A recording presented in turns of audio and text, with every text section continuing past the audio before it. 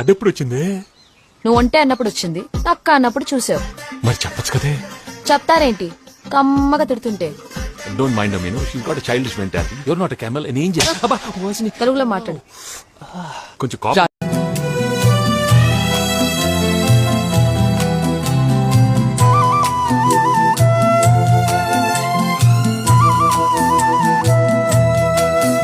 ఓ బంగారు రంగుల చిలక పలకవే, ఓ అల్లరి చూపుల రాజా ఏమని,